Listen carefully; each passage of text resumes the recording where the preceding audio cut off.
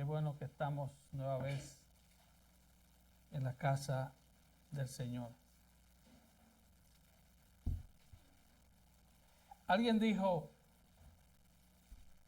Dios tiene un solo hijo y es predicador. Es Cristo. Desde el inicio de su ministerio terrenal, nuestro Señor y Salvador Jesucristo dejó bien claro cuál era su misión en la tierra. Marcos 1, 35 al 38 nos relata cuál es la misión del Señor. Levantándose muy de mañana, siendo aún muy oscuro, salió y se fue a un lugar desierto y allí oraba. Y le buscó Simón y los que con él estaban, y hallándole le dijeron, todos te buscan. Él les dijo, vamos a los lugares vecinos para que predique también allí, porque para esto he venido. El Señor le dijo, la gente me busca por milagros, la gente me busca por sanidad, la gente me busca por panes y peces, pero yo he venido a predicar el evangelio del reino, a eso he venido. ¿Por qué, hermanos?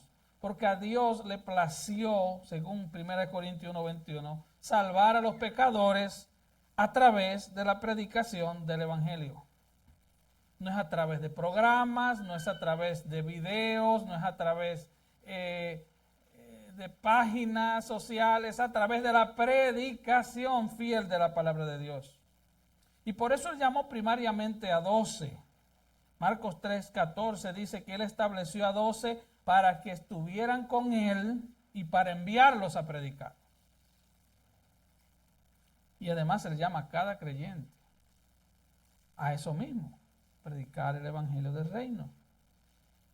Esa es la gran comisión, el gran mandato. Hay muchos mandatos en la Biblia, pero el mandato primordial de un creyente es este.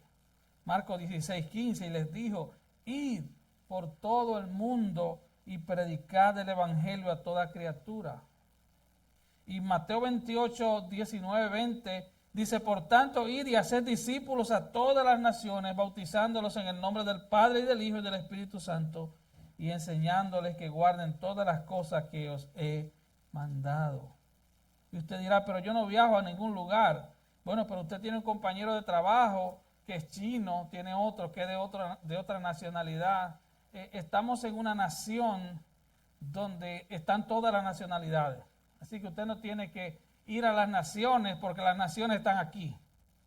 Así que la gente que menos excusa tienen somos la gente que vivimos en Estados Unidos. Todas las naciones están aquí. Ahora bien, este pasaje de Marcos 6, del 7 al 13, nos habla del llamado de Dios a pecadores salvos por gracia para que le prediquen a otros pecadores. Y voy a leerlo, quédese sentadito ahí. Después llamó a 12 y comenzó a enviarlos de 2 en 2 y les dio autoridad sobre los espíritus inmundos y les mandó que no llevasen nada para el camino, sino solamente bordón, ni alforja, ni pan, ni dinero en el cinto, sino que calzasen sandalias y no vistiesen 2 túnicas. Y les dijo, donde quiera que entréis en una casa, posad en ella hasta que salgáis de aquel lugar. Y si en algún lugar no os recibieren, ni os oyeren, salid de allí y sacudid el polvo que está debajo de vuestros pies para testimonio a ellos. De cierto os digo que en el día del juicio será más tolerable el castigo para los de Sodoma y Gomorra que para aquella ciudad. Y saliendo, predicaban que los hombres se arrepintiesen y echaban fuera muchos demonios y ungían con aceite a muchos enfermos. Así que vamos a ver este texto en 5 puntos bien breves. Un llamado a depender de otros, un llamado a depender y confiar en Dios, un llamado al contentamiento, un llamado al discernimiento y un llamado a predicar el evangelio. Veamos el primer punto, un llamado a depender de otros. Después llamó a los 12 y comenzó a enviarlo de 2 en 2 y les dio autoridad sobre los espíritus inmundos. Estos hombres habían sido seleccionados como 12 de sus discípulos que serían elevados al nivel de predicadores. Dios llama a 12. Y si usted estudia la vida de ellos, usted se queda sorprendido. Yo no los elegiría. Claro, porque yo no tengo poder para cambiarlos. El Señor los eligió porque Él tenía poder para cambiarlos. Pero era gente tan difícil. Dentro de ellos habían pescadores, habían personas, por ejemplo, Simón el Celote, que pertenecía a un grupo terrorista de Israel. También estaba Mateo, el que llamaban Leví, que era una escoria social. Entonces, Jesús tenía muchos discípulos, muchos seguidores, algunos seguidores verdaderos, otros falsos, pero entre los verdaderos seguidores Él eligió a 12. Había más. Lucas 10 nos dice que más tarde Él envió a 70, seleccionó a 70 otros seguidores y los envió a una misión a corto plazo a predicar el Evangelio. Pero 12 fueron elevados al nivel de predicadores, lo que conocemos como los apóstoles. ¿Y nosotros creemos en los apóstoles? Claro que sí. De hecho, la Biblia dice que la iglesia de Cristo está fundamentada sobre la enseñanza, la doctrina de los apóstoles y profetas. Nosotros creemos en los apóstoles, pero el asunto es que los apóstoles están en la Biblia. Los demás son falsos apóstoles y falsos profetas. Así que esta era la primera generación de predicadores del nuevo pacto. La palabra llamó aquí es un nombramiento oficial. Dice que después llamó a los 12. Era un nombramiento oficial. No era decir, hey, tú ven acá. No. Era un nombramiento especial, oficial. Es el primer llamado a estos hombres a predicar el Evangelio. Recuerde, Jesús era el único predicador. Y Él se reprodujo en 12. Después se reprodujo en 70. Allá en la oración de Juan 17, Jesús ora y dice, Señor, yo no solo oro por esto, yo oro por los que han de venir a través de la palabra de estos. Así que el Señor se seguía reproduciendo. Y eso es lo que hace el Evangelio. El poder reproductor del Evangelio. Jesús se está reproduciendo en otros. Pero el primer llamado es el llamado secreto, el llamado es la obra secreta y silenciosa del Espíritu Santo en el corazón. Ese es el primer llamado de estos hombres. Ellos se sintieron atraídos por Cristo. Ese fue el primer paso. Comenzaron a creer en Cristo como el Mesías. Y se sintieron atraídos por Él. Luego Él los llama a andar con Él de manera permanente. Le dice, venid en pos de mí y yo los haré, ¿qué? Pescadores de hombres. Luego Él los eleva a estos 12 al nivel de predicadores. No solo fueron llamados a Él, sino que ahora Él los iba a enviar. Iban a ser representantes de Él. Así que iban a pasar de ser discípulos a ser predicadores, a ser mensajeros. Luego, al final de la vida y la resurrección de Cristo, Él los envía y le dice, vayan ahora, vayan a Judea, vayan a Samaria, vayan hasta lo último de la tierra. Y ellos son llamados a repetir el mensaje. Dice, después llamó a los 12 y comenzó a enviarlos de 2 en 2. Y fueron de 2 en 2 por diferentes razones y voy a tratar de explicarlo. Número 1, apoyo mutuo. Mejor son 2 que 1, porque si uno se cae, el otro lo levanta, dice la Biblia. Apoyo, protección mutua. Y también para unir dones de uno y de otro. Eso es la iglesia. Son dones que se unen, son dones que se mezclan. Son talentos y habilidades que se juntan. Ellos simplemente iban a repetir lo que habían escuchado de Jesús por 3 años. Pero algo muy importante, y ponga atención, ellos fueron enviados de 2 en 2 para enseñarles a depender unos de otros. La iglesia es un cuerpo. No hay llaneros solitarios en la iglesia. Mira cómo lo explica Pablo en su carta a los Romanos, Romanos 12, 3 al 5. Dice, digo pues por la gracia que me es dada a cada cual que está entre vosotros, que no tenga más alto concepto de sí que el que debe tener, sino que piense de sí con cordura, conforme a la medida de fe que Dios repartió a cada uno. Porque de la manera que en un cuerpo tenemos muchos miembros, pero no todos los miembros tienen la misma función, así nosotros, siendo muchos, somos un cuerpo en Cristo, y todos miembros los unos de los otros. En otras palabras, si tú eres creyente, tú no solo eres miembro del cuerpo de Cristo, somos miembros los unos de los otros. Así que Jesús los envía de dos en dos para enseñarlos a depender mutuamente uno del otro. Y en una cultura tan individualista, egoísta como esta, esto es muy bueno resaltarlo. Esto nos enseña un principio básico. No hay protagonistas en la iglesia, no hay estrellas en la iglesia de Cristo. Nos necesitamos mutuamente. Hermanos, solo podemos crecer como creyentes en el contexto de estar comprometidos con una iglesia local. Es de la única forma, es el diseño divino. Pablo lo explica mejor en 1 Corintios 12, 14 al 27. Dice, además, el cuerpo no es un solo miembro, sino muchos. Si dijera el pie, no soy mano, no soy del cuerpo, por eso no será del cuerpo.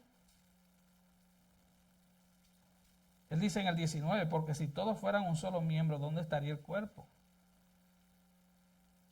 Es posible que tú seas el dedo pequeño del pie, pero tú eres parte del cuerpo. Y si te cortan ese dedo, tú te vas de boca. Porque los dedos de los pies te dan balance. Tal vez tú seas un miembro que no eres muy visible, pero eres parte del cuerpo. Y dice Pablo, pero ahora son muchos los miembros, pero el cuerpo es uno solo. El ojo no le puede decir a la mano, no te necesito, ni tampoco la cabeza a los pies, no tengo necesidad de ti. Y Pablo dice en el versículo 25, para que no haya desavenencia en el cuerpo, sino que los miembros todos se preocupen los unos por los otros. De manera que si un miembro padece, todos los miembros se duelen con él. Y si un miembro recibe honra, todos los miembros se gozan con él. Y él dice, vosotros pues sois el cuerpo de Cristo y miembros cada uno en particular. Así que los envió de dos en dos para enseñarlos y enseñarnos a depender uno de otro. Pero también nos enseña a trabajar en equipo. Usted puede ser muy talentoso, hermano, hermana. Pero si usted no sabe trabajar en equipo, en la iglesia no funciona así. Usted puede tener todos los talentos del mundo. Imagínese que usted cante bonito, pero su voz no se puede acoplar a las otras voces. Es imposible que participe. Usted puede ser un buen líder porque tenga muchos talentos y dones, pero si usted no trabaja en equipo, usted no va a ser un buen líder. Nosotros crecemos juntos. Crecemos juntos con personas difíciles. Crecemos juntos con personas de carácter difícil. Dios te pone personas de carácter difícil al lado para ayudarte a crecer. Es parte del plan de Dios. Y todos somos unidos unos a otros y todos unidos a Cristo, que es la cabeza. Efesios 4:15 dice, sino que siguiendo la verdad en amor, crezcamos en todo en aquel que es la cabeza, esto es Cristo. 16, de quien todo el cuerpo, bien concertado y unido entre sí por todas las coyunturas que se ayudan mutuamente, según la actividad propia de cada miembro, recibe su crecimiento para ir edificándose en amor. Así que, según la actividad propia de cada miembro de la iglesia, se ayudan mutuamente. Y así crecen y se edifican en amor. Es imposible que alguien que se llame creyente crezca separado del cuerpo. Si a alguien le amputan un miembro del cuerpo, ¿qué pasa con ese miembro? Se muere, deja de existir, desaparece. Así que es urgente la necesidad de que estemos unidos como cuerpo. Pablo lo repite en Colosenses 2:19. Nosotros crecemos, según Pablo, según dice la Biblia en Colosenses 2:19, haciéndonos de la cabeza, agarrándonos de la cabeza en virtud de quien todo el cuerpo, nutriéndose y uniéndose por las coyunturas y ligamentos, crece con el crecimiento que da Dios. Sí que estamos unidos. El cuerpo visible de Cristo en la tierra está unido por coyunturas y ligamentos. La iglesia de Cristo está unida. Está unida. Los cristianos están unidos a través de iglesias locales, con caracteres diferentes, con temperamentos diferentes, de nacionalidades diferentes, de contextos familiares diferentes. Y el principio es dándole honor al hermano como que él es superior a uno mismo. Ese es el principio. Es por esto que dejar de congregarse por razones que no sean realmente serias, ese es el primer indicio público de muerte espiritual. Hay gente que dice, oh, yo no necesito congregarme para ser cristiano.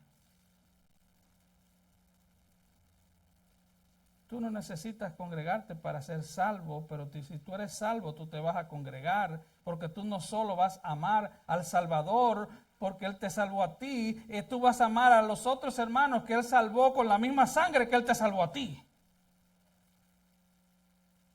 Tú tienes que amar a tus hermanos en Cristo si tú eres de Cristo. Ese es el punto. Y Dios los envía de dos en dos para que aprendan a trabajar en equipo, para que aprendan a depender mutuamente uno de otro. No hay estrellas en la iglesia. Hermano, la salvación es individual, pero el crecimiento se logra a través de estar unido, a través de las coyunturas y los ligamentos que conseguimos en el cuerpo de Cristo. Somos un cuerpo. Así que por todas estas razones fueron de dos en dos. Ahora, ¿por qué llamó a 12 y no a 10 o a 20? Dice que después llamó a 12 y comenzó a enviarlos de dos en dos. Jesús estaba sustituyendo, por decirlo de alguna manera, a los 12 patriarcas de las 12 tribus de Israel. El Señor estaba inaugurando un nuevo reino, el verdadero Israel, el Israel de Dios, la iglesia. Lucas 22:20, Él dice, para que comáis y bebáis a mi mesa en mi reino y os sentéis en tronos juzgando a las 12 tribus de Israel. Eso nos lleva al punto número 2, un llamado a depender y confiar en Dios, versículos 8 y 9. Y les mandó que no llevasen nada para el camino, sino solamente bordón, ni alforja, ni pan, ni dinero en el cinto, sino que calzasen sandalias y no vistiesen dos túnicas. El Señor aquí le está enseñando a confiar y depender en la fidelidad de Dios, en la provisión de Dios. Es una tarea difícil para nosotros como creyentes. Somos pecadores y nuestra primera reacción es que queremos tener todo seguro. No, yo voy a servirle al Señor cuando todo esté seguro. Nuestro caminar es por fe. Nuestro caminar no es por vista. Todo lo que hacemos en el Señor y para el Señor es por fe. Nosotros confiamos en las promesas de Dios. Los discípulos ya habían escuchado el sermón del monte. Mire lo que dice los versículos 31 al 33 de Mateo 6. No os afanéis pues diciendo qué comeremos o qué beberemos o qué vestiremos, porque los gentiles buscan todas estas cosas, pero vuestro Padre Celestial sabe que tenéis necesidad de todas estas cosas, mas buscad primeramente el reino de Dios y su justicia y todas estas cosas serán añadidas. El Señor dice, búscame a mí, ríndete a mí, apasionate conmigo, yo me encargo de tus añadiduras, búscame a mí primero. Y el Señor los envía a predicar de dos en dos y les manda, yo parafraseando, no lleven nada para el camino. Solamente bordón ni alforja. No busquen el GPS a ver si hay un McDonald's en el camino. Vayan y prediquen. Pónganse sandalias y no vistan 2 túnicas. No vayan con maletas muy pesadas. Solo vayan y prediquen. Ahora, es bueno señalar que este estricto mandato era temporal. Jesús estaba probando a estos 12 hombres. O sea, Él nos llama a hacer un voto de pobreza a los que Él llama a predicar el Evangelio. Esa no es la idea. Él no nos llama a hacer un voto de pobreza ni a ellos ni a nosotros. Mire lo que pasa luego. En el aposento alto, Jesús reflexiona sobre este acontecimiento y le pregunta a los discípulos, versículo 22 de Lucas. Y a ellos les dijo, cuando os envié sin bolsa, sin alforja y sin calzado, ¿os faltó algo? Ellos dijeron nada. Nada. Y él les dijo, pues ahora el que tiene bolsa, tómela. Y también la alforja. Y el que no tiene espada, venda su capa y compre una. Porque os digo que es necesario que se cumpla todavía en mí aquello que está escrito. Y fue contado con los inicuos, porque lo que está escrito de mí tiene cumplimiento. Pero aquí hay un principio claro, y es a donde quiero llevarlos. Y es el principio de contentamiento con lo que tenemos. Dice Hebreos 13:5, sean vuestras costumbres sin avaricia, contentos con lo que tenéis ahora. Porque Él dijo, no te desampararé ni te dejaré. Sea el llamado que tú tengas a servir en el cuerpo de Cristo, tú tienes que entender a qué Dios tú le estás sirviendo. Tú le estás sirviendo a un Dios bueno, a un Dios que se encarga de tus necesidades.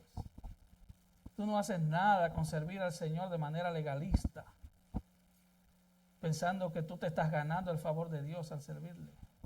No, tú no puedes ganarte el favor de Dios.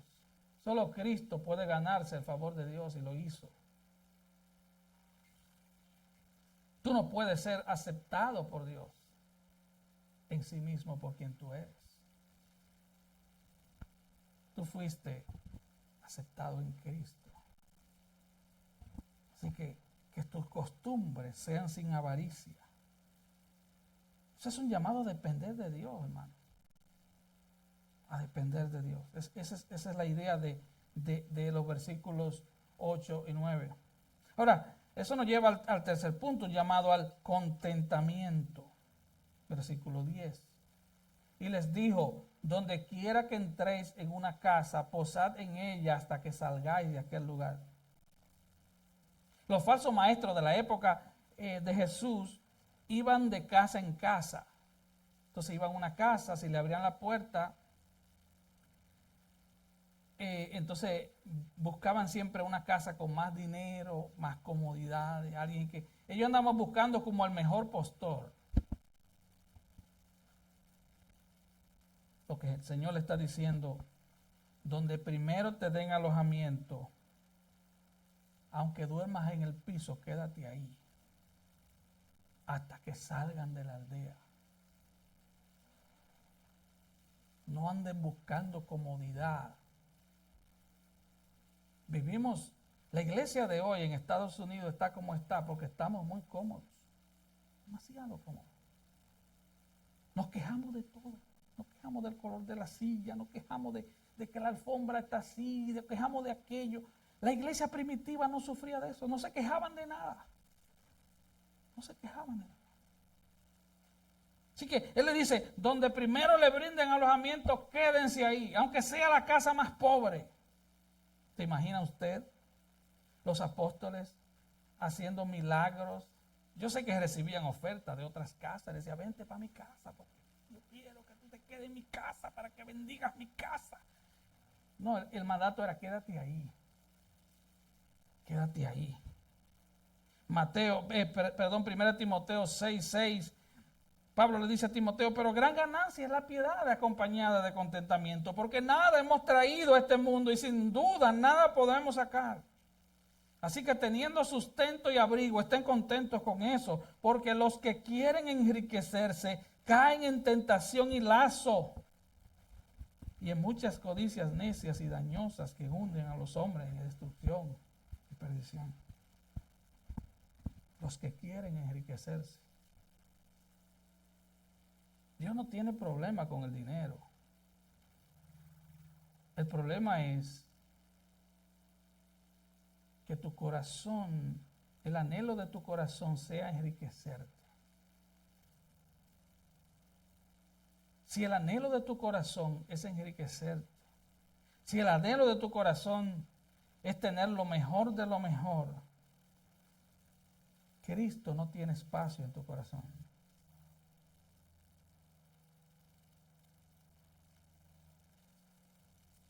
Mira lo que dice. Los que quieren enriquecerse caen en tentación. Hay como un feedback allá atrás, David, por favor. Caen en tentación y lazo. Los que quieren enriquecerse. Si a Dios le place ponerte en un alto nivel económico, porque tu corazón es un corazón generoso, porque tu corazón es un corazón apasionado por el reino de Dios, Él va a bendecir eso. Porque raíz de todos los males es el amor al dinero, el cual codiciando algunos se extraviaron de la fe.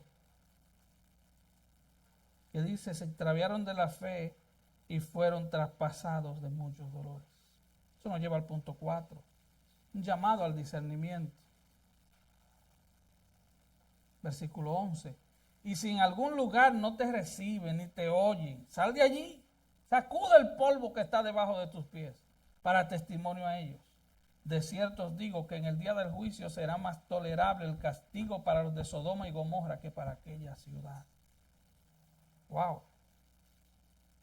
Sacudir el polvo de los pies era una manera tradicional judía de expresar desprecio hacia los gentiles. De hecho, cuando los viajeros de Israel salían de Israel y regresaban a su tierra, debían sacudir sus sandalias antes de entrar a Israel. Eso simbolizaba que ellos estaban dejando su inmundicia atrás, su contaminación de tierras gentiles. Recuerde que los gentiles, o sea, todo el que no era judío, para los judíos era un perro. Ellos decían, son perros. De hecho, cuando un judío veía a un samaritano, escupía en tierra. Así de difícil era la relación con ellos. Así que los judíos hacían esto como una señal de protesta contra los gentiles. Ahora Jesús le manda a sus 12 apóstoles, que son judíos, a que hagan esto mismo en señal de protesta contra los que rechazan el evangelio. Porque Él estaba instaurando un nuevo reino. Jesús los estaba enviando a las ovejas perdidas de la casa de Israel, según Mateo 16. Y mira las instrucciones del Señor en el texto paralelo de Mateo. Mas en cualquier ciudad o aldea donde entréis, informaos quién en ella sea digno, y posad allí hasta que salgáis. Y al entrar en casa, saludadla. Y si la casa fuere digna, vuestra paz vendrá sobre ella. Mas si no fuere digna, vuestra paz se volverá a vosotros. Si alguno no os recibiere, ni oyere vuestras palabras, salid de aquella casa o ciudad y sacudid el polvo de vuestros pies. De cierto os digo que en el día del juicio será más tolerable el castigo para la tierra de Sodoma y Gomorra que para aquella ciudad. Así que Cristo resalta aquí las consecuencias eternas de rechazar el evangelio. No hay nadie que rechace el evangelio que le vaya bien. Solo le espera una horrible expectación de juicio. Toda lengua confesará que Cristo es el Señor. Toda rodilla se doblará ante el señorío de Cristo. Escuchen los niños allá atrás. Escuchen todos. Si tú no te rindes a Cristo, un día tú serás obligado a doblar rodillas ante Cristo. Él es el Rey, aunque tú no lo reconozcas. Él es el Rey. Y si tú no lo reconoces como Rey, es porque tú pretendes ser Rey de tu propia vida. Tú te opones a Cristo porque tú no quieres que Él reine sobre ti. Quienes han sido expuestos a la verdad del Evangelio de salvación y a sabiendas la rechazan, recibirán la forma más severa de castigo eterno. Es una triste verdad. Primera de Corintios 16, 22 dice: el que no amare al Señor Jesucristo sea maldito. Recuerde, yo solo soy el cartero. Yo no escribí la carta. El que no amare al Señor Jesucristo sea maldito.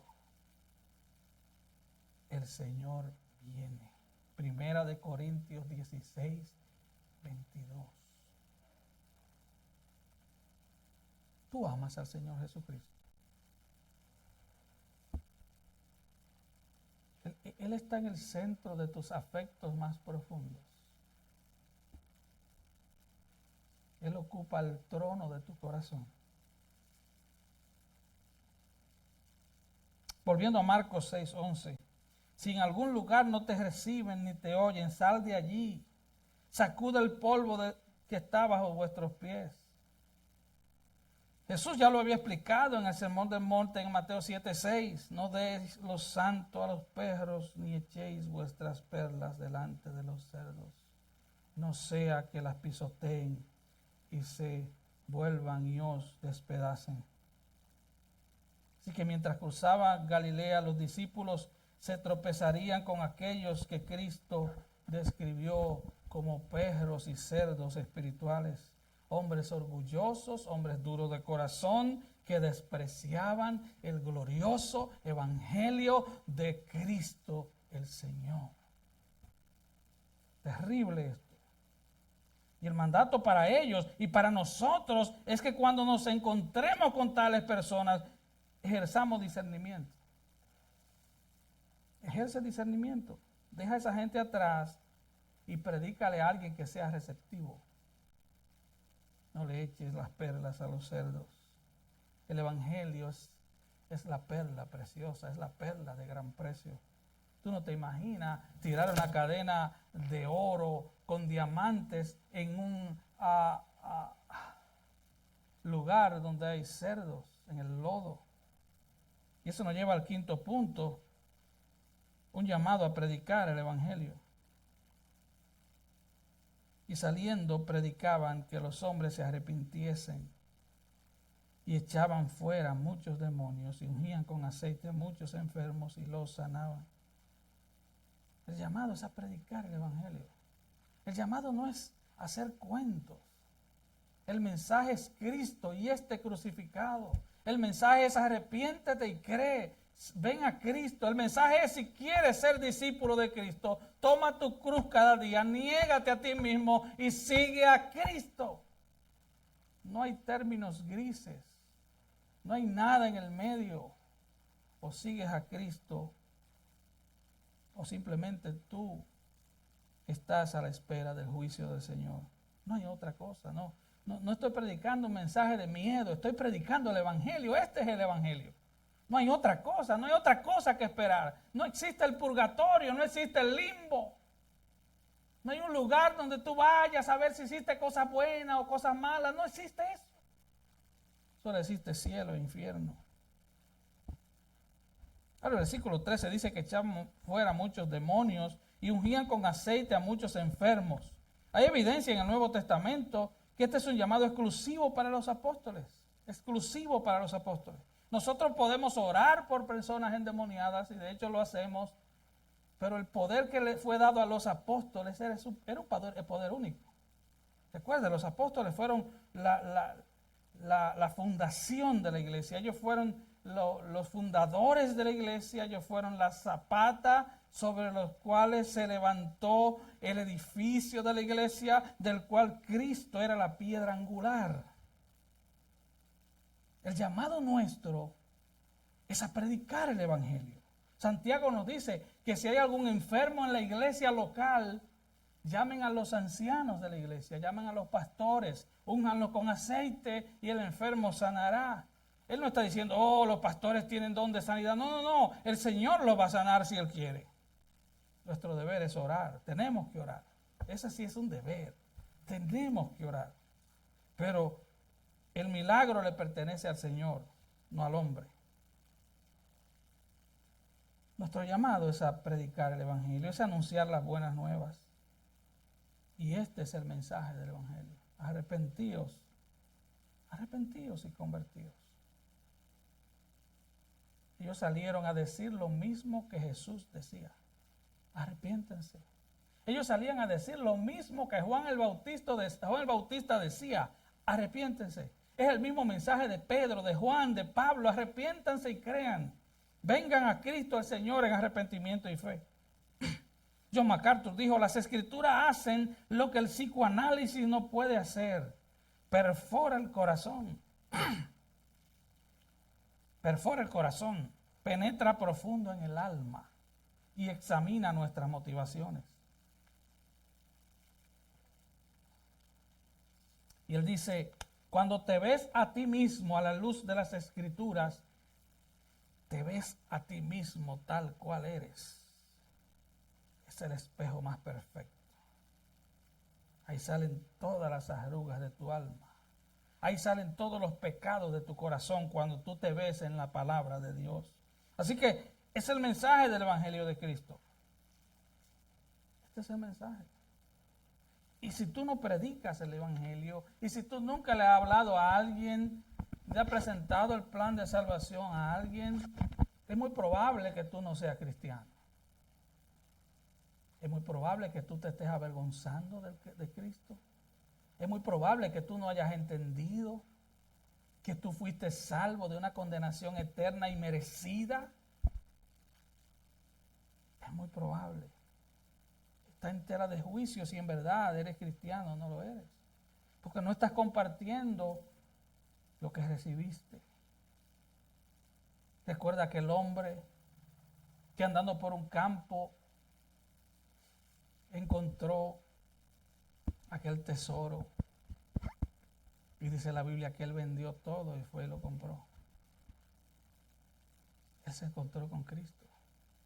Ese es el mensaje. Oh, hermanos, que la predicación del Evangelio nos apasione de tal manera que podamos decir como Pedro y Juan en medio de la persecución, Hechos 4:20, no podemos dejar de decir lo que hemos visto y oído. ¿Tú has llegado a ese nivel, hermano? Yo te pregunto y no me responda. ¿Tú has llegado al nivel de tú decir, yo no puedo dejar de decir lo que he visto y oído? ¿Pues que acaso el mundo te ha envuelto? Pablo le dice a Timoteo, le manda a Timoteo, y él llama a 2 testigos. Él llama al Padre y al Hijo. Él dice, te encarezco de Dios, delante de Dios y del Señor Jesucristo, que juzgará a los vivos y a los muertos en su manifestación y en su reino, que prediques la palabra. Te dirá, bueno, pero es que Timoteo era pastor. No, el llamado es universal, el llamado a predicar es universal. El llamado al púlpito es otra cosa, pero el llamado a predicar es para hombres, mujeres, jóvenes y niños. Es un llamado universal. Es la gran comisión. Si tú eres cristiano porque tú has sido salvo por pura gracia, entonces tú vas a anunciarle a otros que tú fuiste salvo y que hay salvación en Cristo y que hay perdón de pecados en Cristo. Te encarezco delante de Dios y del Señor Jesucristo que predique la palabra, que instes a tiempo y fuera de tiempo. ¿Qué significa esto? Esto significa que hay que hacerlo siempre. Esto significa que, como dice Pedro, tú tienes que estar listo para responder cuando te pregunten cuál es la razón de tu esperanza. ¿Por qué tú estás alegre si el mundo está patas arriba? ¿Por qué estás alegre si el Medio Oriente se está explotando y estamos a punto de una tercera guerra mundial? ¿Por qué? Entonces te van a preguntar. La iglesia está dormida mientras el mundo está patas arriba. La iglesia está dormida. Estamos en una burbuja y hemos dejado el primer amor. Hemos dejado el primer amor.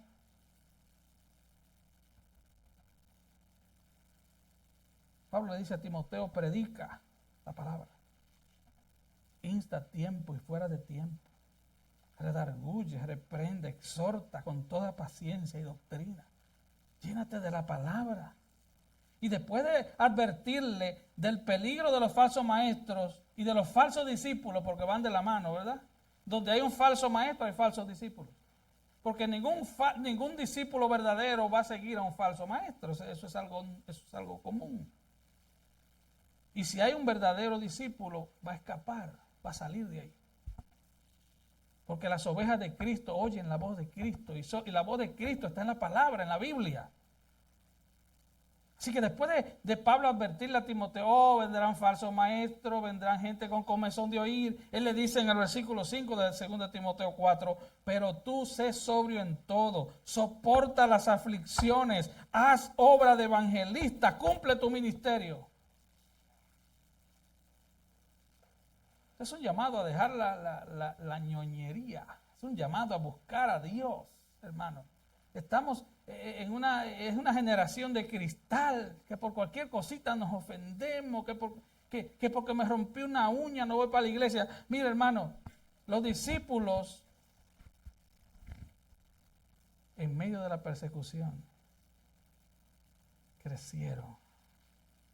Se iban de un lado, los perseguían en una ciudad y se iban a otra a predicar. No era esconderse, iban a predicar. Había pasión. Y quiero concluir con una historia de un hombre llamado Charles Thomas Stott, C.T. Stott. Él nació en una familia muy rica en Inglaterra. Y cuando este joven tenía 16 años, se convierte a Cristo. Luego él fue a la Universidad de Cambridge y se convirtió en uno de los jugadores de cricket más conocidos de su tiempo en el mundo entero. Era rico, era famoso, había hecho confesión de fe, pero vivía como un mundano cualquiera. Y cuando él termina la universidad, él se dio cuenta de que no quería seguir la carrera del cricket. Y él se preguntó, ¿qué valor tiene la fama cuando un hombre trata de hacer frente a la eternidad? Y él dijo, sé que el cricket no durará, y el honor no durará, y nada en este mundo va a durar, para que valga la pena vivir de cara al mundo por venir. Y él reflexionaba y decía, ¿cómo habría de pasar los mejores años de mi vida viviendo para los honores del mundo, cuando miles de almas están pereciendo todos los días? Así que este joven dejó la fama, dejó la riqueza y se fue como misionero a China bajo la supervisión de Hudson Taylor. Pasó 10 años en China trabajando en un centro de rehabilitación de adictos, compartiendo el evangelio, viendo vida transformada por Cristo. Y ahí se casa y tuvo 4 hijas. Después pasa unos años en Inglaterra y la familia se traslada a la India, donde sirvió como pastor en una iglesia pequeña durante 7 años. Recuerde, muy rico, muy famoso. Dice la historia que como resultado muchas almas en el sur de la India fueron ganados para el Señor. Luego él se convenció de que Dios lo quería en África. Y él se va al Congo en el 1913. Allá contrae malaria. En una ocasión, al despertar, descubrió que una serpiente venenosa había dormido con él toda la noche.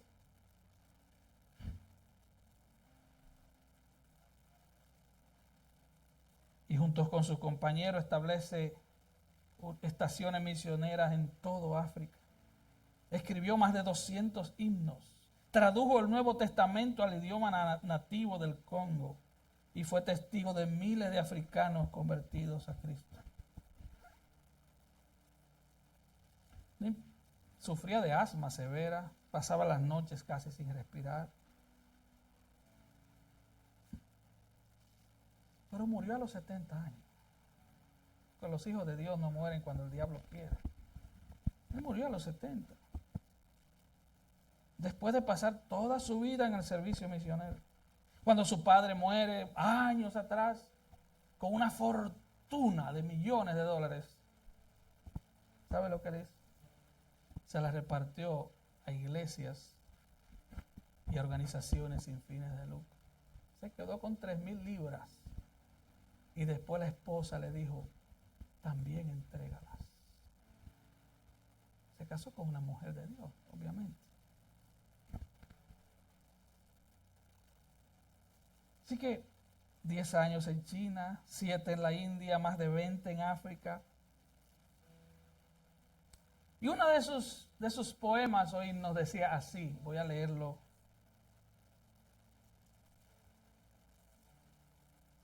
Solo una vida, así se llama. Solo una vida. 2 pequeñas líneas escuché un día, andando por la vida en esta travesía, que mi corazón traspasaron y de mi mente jamás se apartaron. Solo una vida que pronto pasará, lo hecho por Cristo solamente durará. Solo una vida breve que se desvanece como la nieve. Luego a mi Señor encontraré y en su juicio cuentas le daré. Solo una vida que pronto pasará y lo hecho por Cristo solamente durará. Si el mundo me tienta con esplendor o el diablo me ataca con ardor o mi camino solo quiero yo andar, ayúdame, oh Señor, a pensar que solo una vida que pronto pasará y lo hecho por Cristo solamente durará.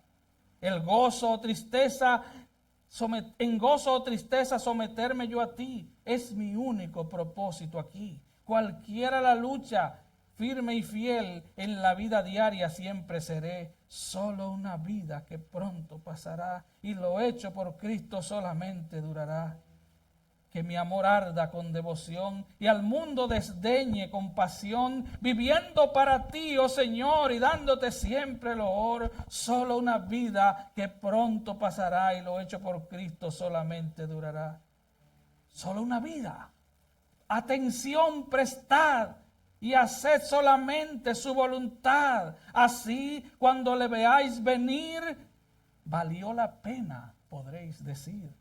Solo una vida que pronto pasará y lo hecho por Cristo solamente durará. Padre, te damos gracias. Ayúdanos, Señor. La vida es breve.